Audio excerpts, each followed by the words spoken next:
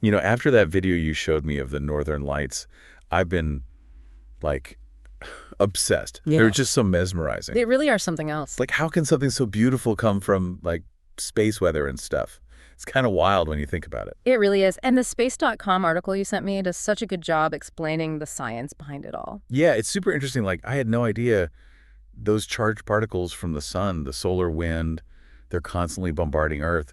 The article said something like 45 million miles an hour. Yeah, it's a constant cosmic hurricane out there. And you're right, it's those charged particles that create the auroras. It's crazy to think about. Mm. So, like, are we in danger? Thankfully, no.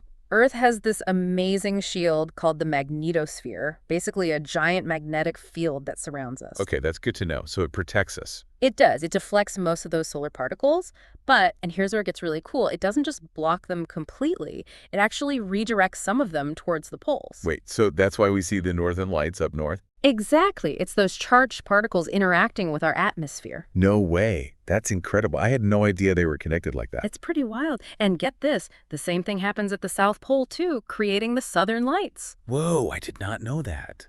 So there are southern lights too. That's amazing. It's true. It's the same phenomenon, just happening at the opposite end of the planet. This is blowing my mind. Okay, so we've got these charged particles creating the lights, but how come they're all those different colors?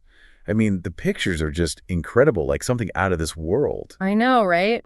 And you're onto something. Those colors are totally out of this world, literally. It all comes down to the gases in our atmosphere. Really? Yep. When those charged particles hit our atmosphere, they energize the different gases, and each gas releases that energy as light. Okay, that makes sense. So, like, different gases make different colors. Exactly. Like when oxygen gets energized, Yeah. it emits that vibrant green we often see in auroras. Wow, that's so cool. What about the other colors? Well, nitrogen, for example, can create those beautiful blues and purples and sometimes even reds. That is seriously cool. So each gas has its own unique light signature. Exactly. It's like a cosmic fingerprint. And it gets even more wild when you think about auroras on other planets.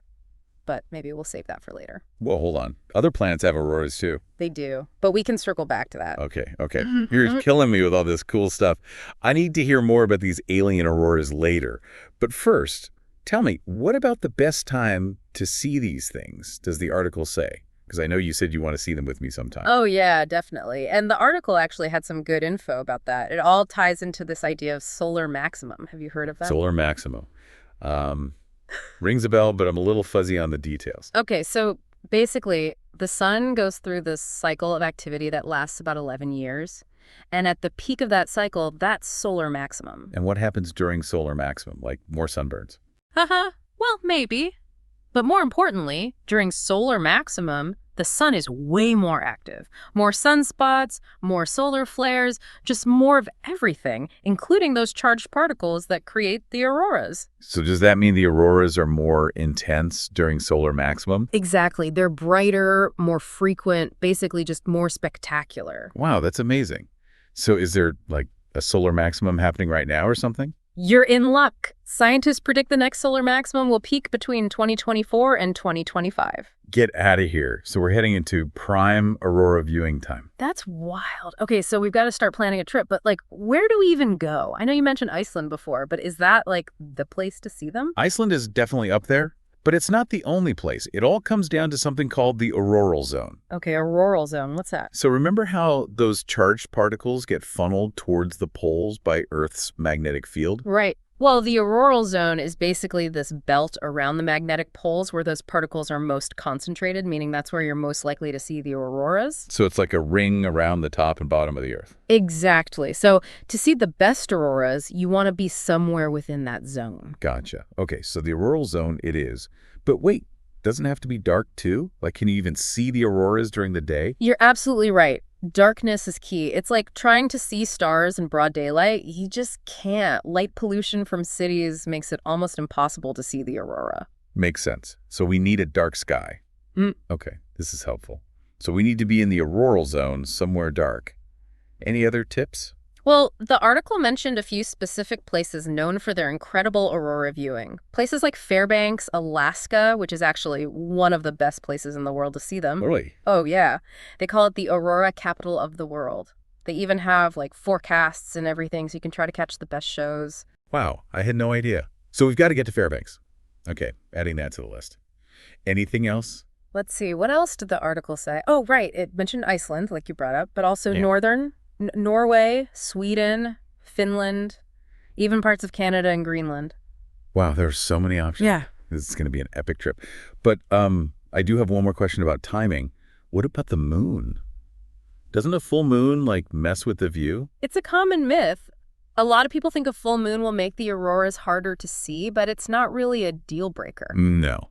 But what about all that extra light? A really bright aurora will outshine the moon easy. Really? Trust me, I've seen it. And honestly, sometimes the moonlight can actually add to the experience. I remember this one time. It was a clear night, full moon. The whole landscape was covered in this soft, silvery light. Oh, wow. And then the aurora just exploded across the sky. These incredible waves of green and purple. It was like something out of a dream. I bet.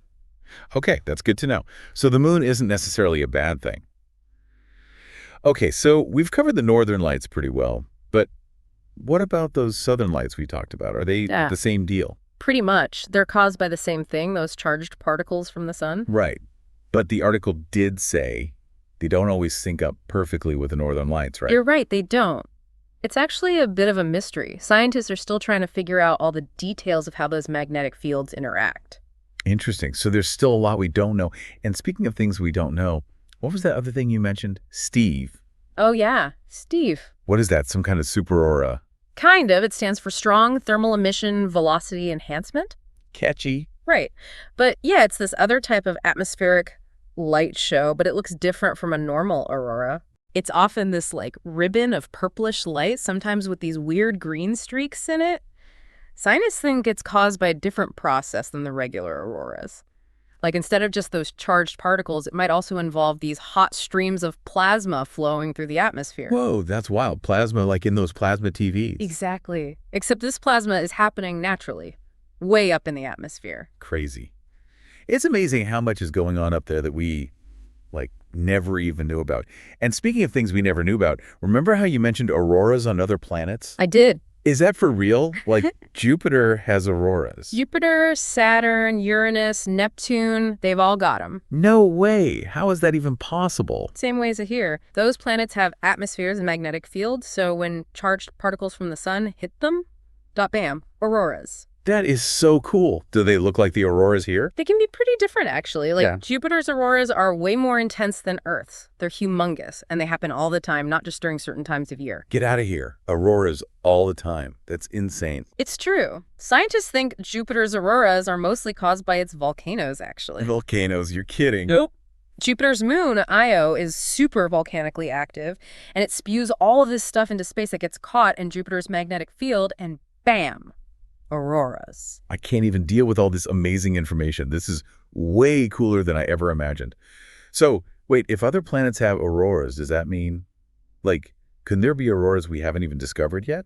On planets we don't even know about? Absolutely. It's definitely possible. I mean, think about it. Every time we discover a new planet with an atmosphere and a magnetic field, there's a chance it could have auroras too. That's mind-blowing. Okay, so we need to get ourselves a spaceship and go on an aurora tour of the solar system. Now you're talking. Imagine seeing a Jovian aurora up close or a Saturnian light show. Okay, now I have a new life goal. Space aurora hunting. This is incredible. But for now, I guess we'll just have to settle for planning that Iceland trip. You know, chase those solar maximum auroras while we can. I know. It's like suddenly Iceland seems kind of, within reach. Right. I know. And hey, maybe after Iceland, we can start saving up for that spaceship. Deal.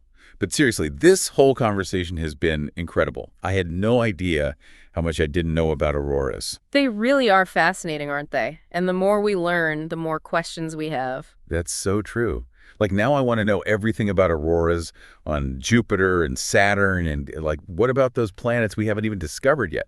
Could they have auroras too? Who knows? That's the beauty of space, right? There's always something new to discover. Like, the universe is full of these incredible light shows, and we're just starting to glimpse a tiny fraction of them. It really puts things in perspective, doesn't it? We might think we know a lot, but there's a whole universe out there just waiting to be explored. It's humbling, for sure. Well, I have to say, this deep dive has been absolutely incredible. I feel like I've learned so much, and I'm even more excited to see the Northern Lights now. Me too. And hey, Maybe we'll even catch a glimpse of Steve while we're at it. Wouldn't that be amazing? Okay, I'm officially adding See Steve to the bucket list right after Space Aurora Tour. I like the way you think. Well, I think that about wraps it up for this deep dive. But wow, what a trip! Auroras, solar winds, space volcanoes, and the promise of even more incredible discoveries out there. It's enough to make you want to spend every night looking up at the sky, right? Absolutely.